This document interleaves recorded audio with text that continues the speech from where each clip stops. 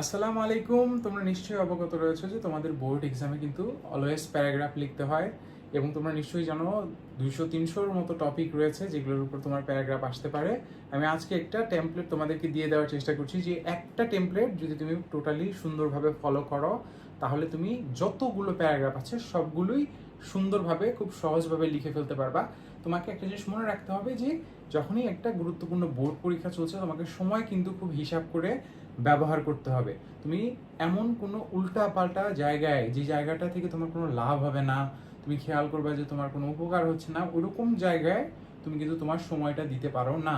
তাই এই প্যারাগ্রাফের এই ট্যাম্পলেটটা যদি তুমি একটু খেয়াল করো, তুমি অল্প সময়ে তুমি হয়তো আধা ঘন্টা 1 ঘন্টা সময়ের ভিতরে তুমি 200-300 প্যারাগ্রাফ যে পড়ার যে সুবিধাটা এবং পরীক্ষায় লিখে আসার খুব গুরুত্বপূর্ণ একটা কথা খেয়াল করবে যে পরীক্ষায় তুমি লিখতে যাচ্ছ প্যারাগ্রাফ, কিন্তু তুমি অনেক সুন্দর রিচ ভালো ভোকাবুলারি ইউজ করতে চাচ্ছ, অনেক ভালো ভালো শব্দ ব্যবহার করতে চাচ্ছ, শব্দগুলো বা লাইনগুলো তোমার মাথায় আসছে না।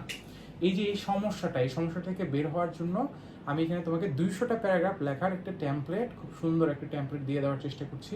জাস্ট এটাকে ফলো করো, স্ক্রিনশট নিয়ে নাও, ওইটাকে একবার লেখো। আমি এখানে নির্ভুল করে দিয়েছি যাতে করে তোমার এটা তুমি 100% নাম্বার নিশ্চিত করতে পারো। প্রথমে একটা জিনিস একটু খেয়াল করে দেখো যে আমরা যখনই তোমরা খেয়াল করবা যে এইচএসসি পরীক্ষা বা যে কোনো পরীক্ষার জন্য যখনই তুমি প্যারাগ্রাফ লিখতে যাচ্ছ তখনই তুমি কিন্তু একটা জিনিস খেয়াল করবা যে প্যারাগ্রাফগুলো সাধারণত 3 প্রকার হয়ে থাকে। সাধারণত এই 3 প্রকারই তুমি দেখবা যে প্যারাগ্রাফ হচ্ছে। এই 3 প্রকারগুলো কি কি একটু খেয়াল করে দেখো। প্রথম প্যারাগ্রাফ যেটা সবচেয়ে গুরুত্বপূর্ণ এবং সবচেয়ে বেশি আমরা আসতে দেখি এই তোমাদের বোর্ড পরীক্ষাগুলোতে, সেটা হচ্ছে প্রবলেম সেন্ট্রিক প্যারাগ্রাফ। এখানে আমরা আমাদের সমাজের, আমাদের রাষ্ট্রের বা বৈশ্বিক কোনো সমস্যা অর্থাৎ ওয়ার্ল্ড ওয়াইড কোনো প্রবলেম যেগুলো রয়েছে সেগুলোর ব্যাপারে আমরা কি করে থাকি, ডিসকাস করে থাকি, আলোচনা করে থাকি। এগুলো কি কি হতে পারে? যেমন বর্তমান সময়ে তোমরা নিশ্চয়ই জানো at present we are facing the problem of load shedding. আমাদের ইলেকট্রিসিটির প্রবলেমটা কিন্তু শুরু হয়ে গেছে আবার, যেটা তোমরা বলতে পারো লোডশেডিং প্রবলেম নামে, তাই না? এই লোডশেডিং যেটা আছে, তারপরে দেখো এখন খুব সবচেয়ে বেশি হট টপিক সেটা হচ্ছে কি এই গ্লোবাল ওয়ার্মিং বা ক্লাইমেট চেঞ্জ। এটা কিন্তু ওয়ার্ল্ড ওয়াইড একটা প্রবলেম, তাই না? এই প্রবলেম টপিকগুলো রয়েছে। সেই সাথে তুমি যদি কোনো নগরের অধিবাসী হয়ে থাকো তাহলে নিশ্চয়ই তোমার ট্রাফিক জ্যামের সাথে অভিজ্ঞতা আছে। ট্রাফিক জ্যাম এবং সবচেয়ে কমন প্রবলেম যেটা বাংলাদেশ কিন্তু world's one of the most polluted country, pollution আছে, তাই না?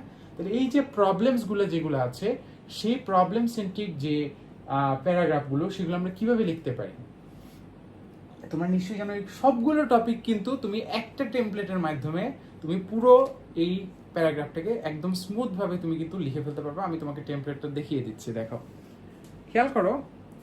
এখানে যে আমরা যে টেমপ্লেটটা দেখতে পাচ্ছি এখানে একটু খেয়াল করলে তুমি বুঝতে পারবা যে আমাদের ফার্স্টে যে জিনিসটা আছে সেটা হচ্ছে যে আমরা প্যারাগ্রাফের নেমটা দিব।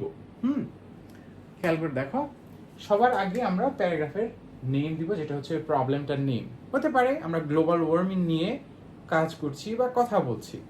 এখন এমন যদি হয় যে তোমার এই গ্লোবাল ওয়ার্মিং নিয়ে তুমি লিখছো, জাস্ট তুমি এই টেমপ্লেটটা অথবা তুমি এটা যদি বাংলাদেশের প্রবলেম হয়ে থাকে, এই যে দেখো আমি এখানে তোমাদেরকে শুধু তোমার এই পয়েন্টগুলোতে তুমি তোমার এই টপিকটার নাম বসিয়ে দিলেই কিন্তু তোমার এই প্যারাগ্রাফটি 100% হয়ে যাচ্ছে। খেয়াল করে দেখো আমরা কিভাবে প্যারাগ্রাফটা তৈরি করেছি। আমরা যদি ধরো ফর এক্সাম্পল আমরা এখানে আমরা পলিউশন নিয়ে, এনভায়রনমেন্ট পলিউশন নিয়ে যদি লিখি, তাহলে আমরা লিখবো যে environment pollution has become a common incident in our everyday lives.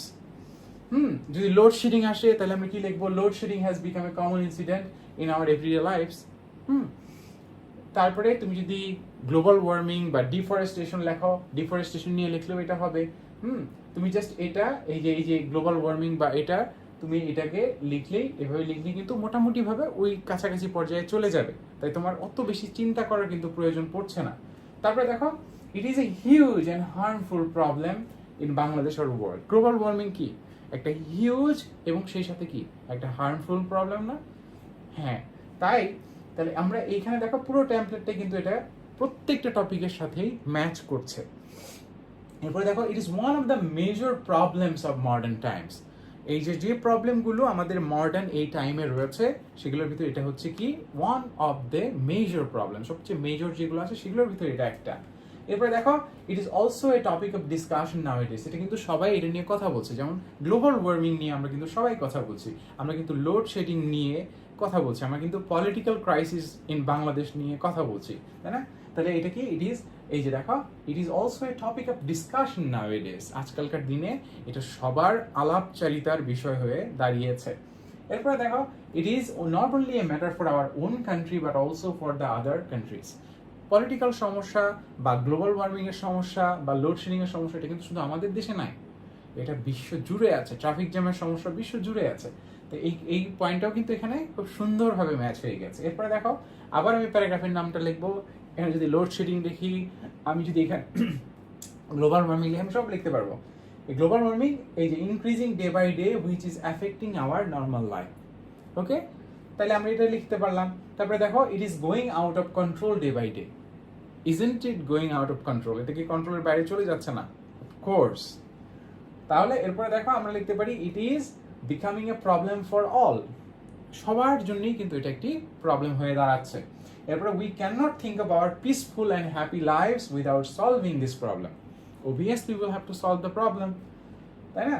তাহলে আমরা এটা লিখলাম, তারপর আমরা লিখলাম যে dash causes many other problem. ধরো ফর এক্সাম্পল তুমি ট্রাফিক জ্যামের কথা চিন্তা করো, যখন তুমি ট্রাফিক জ্যামের প্রবলেমটার দিকে খেয়াল করবা, একদম স্পষ্টভাবে কিন্তু বুঝতে পারবা যে ট্রাফিক জ্যামের প্রবলেম কিন্তু শুধু ট্রাফিক জ্যামের প্রবলেমের ভিতরেই কিন্তু সীমাবদ্ধ নেই, বরং ট্রাফিক জ্যামের কারণে কিন্তু অনেক সময় রোগীদের মৃত্যু হচ্ছে, আমাদের যে স্বাভাবিক যাতায়াতের যে ব্যবস্থা সেটার ক্ষতিগ্রস্ত হচ্ছে, আর সেই সাথে আমাদের যে ওয়ার্ক আওয়ারগুলো আছে, আমরা যে কাজগুলোতে যে সময়টা প্রোডাক্টিভ কাজে ব্যয় করতে পারতাম, ট্রাফিক জ্যামে আটকে পড়ার কারণে কিন্তু আমাদের সেই প্রোডাক্টিভ আওয়ার্সগুলো বা প্রোডাক্টিভ টাইমগুলো নষ্ট হয়ে যাচ্ছে।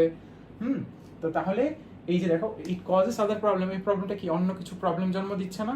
হ্যাঁ, তো এটাও তো ট্রু। ঠিক আছে, এই যে causes many other problems in our country, I personally think that man is mostly responsible for it. এই যে গ্লোবাল ওয়ার্মিং এর সমস্যা, এটার সবচেয়ে বড় দায় কার? নিশ্চয়ই মানুষের।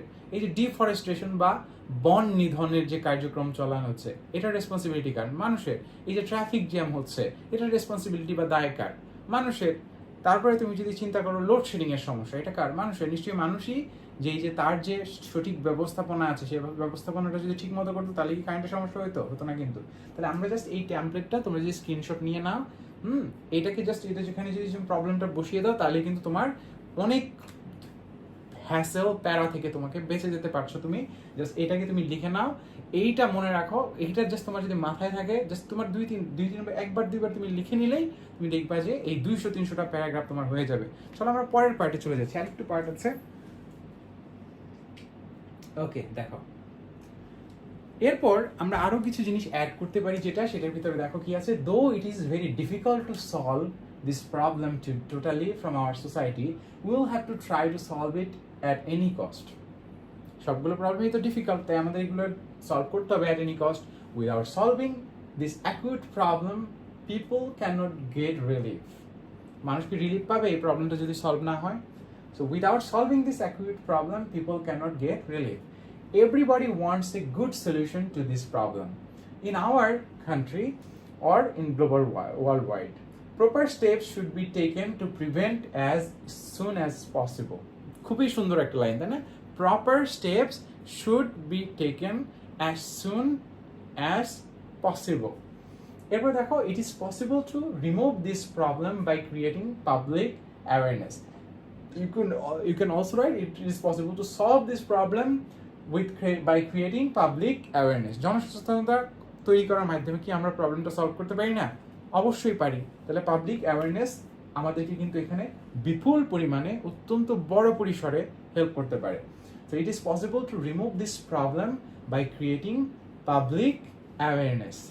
Then we all should work jointly against this problem. The government as well as conscious people can play a vital role in this regard. We hope that we will be able to overcome this problem in the days to come. এই প্রবলেমটা solve হবে কবে? ভবিষ্যতে যে দিনগুলো আসছে সেগুলোতে। So we should be more active to get a better solution. ব্যাপারটা বুঝতে পেরেছো? দেখো প্রত্যেকটা প্রবলেম্যাটিক যে ইস্যু আছে, বিষয় আছে, সবগুলোই কিন্তু তুমি জাস্ট এই টেমপ্লেটটা ফলো করেই জাস্ট এই প্যারাগ্রাফটা যদি তুমি 2 বার 3 বার লেখো, তোমার যদি একদম জিরো ভোক্যাবস থেকে থাকে বা তুমি একদমই প্যারাগ্রাফ লিখতে পারো না, জাস্ট এইটা 2-3 বার লিখলেই কিন্তু তুমি 200-300টা প্রবলেম কেন্দ্রিক যে প্যারাগ্রাফগুলো যেগুলো আছে সবগুলোই তুমি কিন্তু পেরে যাবা। এর পাশাপাশি চলো আমরা আরেকটু একটা বিষয় নিয়ে কথা বলি যেটা তোমার জন্য খুব গুরুত্বপূর্ণ। অন্য প্যারাগ্রাফগুলোর ক্ষেত্রে তোমরা কি করবা, চলো সেটা নিয়ে আমি কিছু আইডিয়া দিয়ে দিই। খেয়াল করে দেখো, এখানে আর 2 টাইপের প্যারাগ্রাফ আছে। এখন দেখো, একটা হচ্ছে তোমার সায়েন্টিফিক থিংস এর উপরে, বিজ্ঞান ভিত্তিক যে জিনিসগুলো, যেমন বর্তমান সময়ে আমরা চ্যাট জিপিটির সাথে পরিচিত হয়েছি, তাই না? সেটি কি? সেটি হচ্ছে আর্টিফিশিয়াল ইন্টেলিজেন্স বা এআই এর একটি খুব গুরুত্বপূর্ণ বিষয়। তো এই সায়েন্টিফিক যে বিষয়গুলো আছে সেগুলো নিয়ে আমরা এখানে আলোচনা করতে পারি। ঠিক একইভাবে তোমরা দেখো যে এখানে আমার অন্য যে বিষয়গুলো আছে, ফর এক্সাম্পল ইন্টারনেট আছে, স্যাটেলাইট আছে, এই জিনিসগুলো, এগুলো কিন্তু এগুলোর ব্যাপারেও কিন্তু আমরা অনেক জেনারেলাইজ আইডিয়া জানি যে এগুলো প্রত্যেকটাই হচ্ছে কি, যে কন্ট্রিবিউশন অফ মডার্ন সায়েন্স। আমরা জাস্ট এই একটা লাইন কিন্তু পেয়ে যাচ্ছি। তারপর we should use it for our own good. আমাদেরকে এই প্রত্যেকটা প্রযুক্তি দেখো, internet, satellite, AI, cellular phone, dish antenna, computer, email, প্রত্যেকটাই কিন্তু আমাদের ভালো কাজে ইউজ করা উচিত। এবং এগুলোর যে খারাপ এফেক্ট, ব্যাড যে ইম্প্যাক্ট যেগুলো, এফেক্ট যেগুলো আছে সেগুলো থেকে আমাদের কিন্তু কি থাকা উচিত, দূরে থাকা উচিত। We should refrain from the bad uses of AI, we should refrain from the cellular phones bad usages, তাই না? প্রত্যেকটা যে খারাপ যে ব্যবহার আছে সেগুলো থেকে আমাদের দূরে থাকা উচিত। সো আমরা এই পয়েন্টগুলো কিন্তু লিখে দিতে এই টপিকগুলো কভার করে ফেলতে পারবো খুব সহজেই। এরপর দেখো পার্সোনালিটিটা, এটাও কিন্তু খুব সহজ। এখানে কি আছে, ধরো ফর এক্সাম্পল ডক্টর মোহাম্মদ ইউনুসকে নিয়ে আসতে পারেন। ডক্টর মোহাম্মদ ইউনুস তিনি কি করেছেন, তিনি অসাধারণ একজন অসামান্য ব্যক্তিত্বের একজন লোক, তাই না? Is a ideal person, I follow this person, you know. তারপরে তুমি আরো অন্যান্য যে জিনিসগুলো লিখতে পারো, যে you know he has a very unique and marvellous character, he has contributed for the country, he is contributed for, তুমি যদি রবীন্দ্রনাথ নিয়ে লেখো তাহলে লিখবা কি, he has contributed for literature। তুমি যদি কাজী নজরুল নিয়ে লেখো তখন তুমি লিখবা he has contributed to literature, he has contributed for the country, he has contributed for the people, he is revered by all, তাকে সবাই খুব ভালোবাসে। তো এই সেম পয়েন্টগুলো কিন্তু বারবার ঘুরে ফিরে আসবে এবং তুমি তাকে ফলো করো, তুমি তার জীবনী পড়েছো, I studied his biography.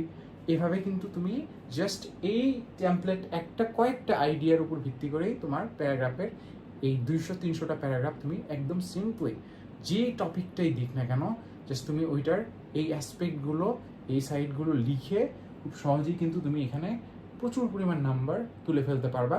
So এই প্যারাগ্রাফের এই করো। আরেকটা কথা বলে রাখছি, যেটা তোমরা যারা আমার চ্যানেলের নতুন এসেছো অবশ্যই আমার অন্য ভিডিও দেখো, সেখানে আমি তোমার ইংলিশের সাজেশনস বা ইংলিশের উপরে অন্য যে আইডিয়াগুলো আছে, ভোক্যাবস আছে, সেই সমস্ত আপডেটসগুলো দিয়ে দেওয়ার চেষ্টা করব।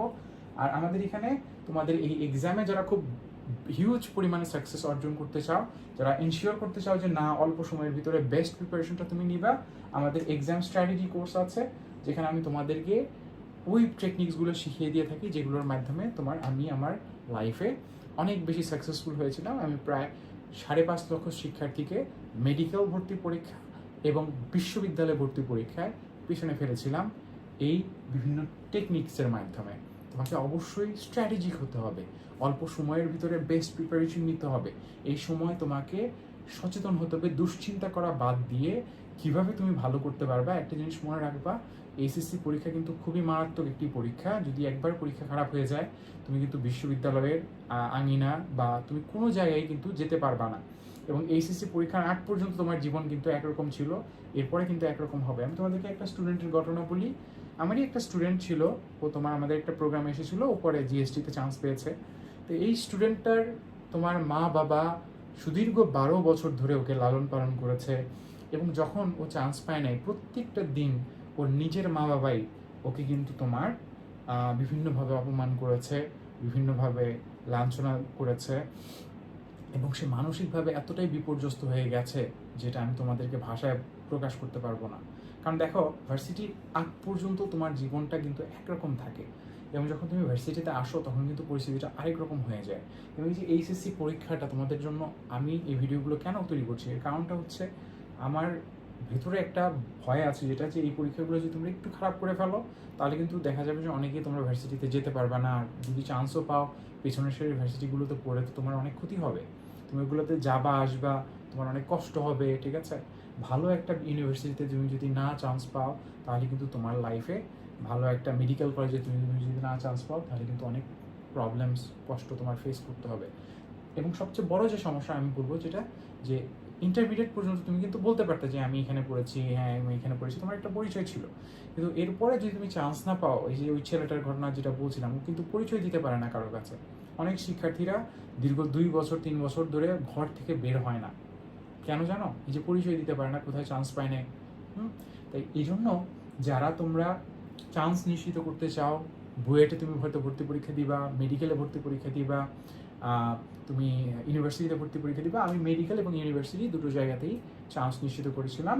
এবং আমি তোমাকে এই স্ট্র্যাটেজিগুলো, কৌশলগুলো দিয়ে দিব যে কীভাবে তুমি জিনিসগুলো করবা। প্লাস আমি তোমার সাথে পার্সোনালি কথা বলে আমার অভিজ্ঞতাগুলো, আমি কীভাবে চান্সগুলো নিশ্চিত করেছিলাম সেগুলো আমি তোমাকে শিখিয়ে দেওয়ার চেষ্টা করব, যাতে করে তোমার এই যে কঠোর সময়টা, এই সময়টায় তোমার কোনো কষ্ট না হয়। তাহলে তুমি এই ভিডিওগুলো দেখো, আমার চ্যানেলের অন্য ভিডিওগুলো দেখো, তোমার পরীক্ষা ইনশাল্লাহ অনেক ভালো হবে, ঠিক আছে? আর মাথা ঠান্ডা রাখো, পরীক্ষার সময় সবচেয়ে গুরুত্বপূর্ণ জিনিস হচ্ছে মাথা ঠান্ডা রেখে খুব সুন্দরভাবে প্রিপারেশন নাও, ওকে? আর যদি তোমার এই আইডিয়াগুলো বুঝতে আরও সমস্যা হয়, তুমি আবার একটু রিক্যাপ করে আমার ভিডিওটা দেখো। তোমাদের সবাইকে অসংখ্য ধন্যবাদ জানিয়ে শেষ করছি। আল্লাহ হাফিজ।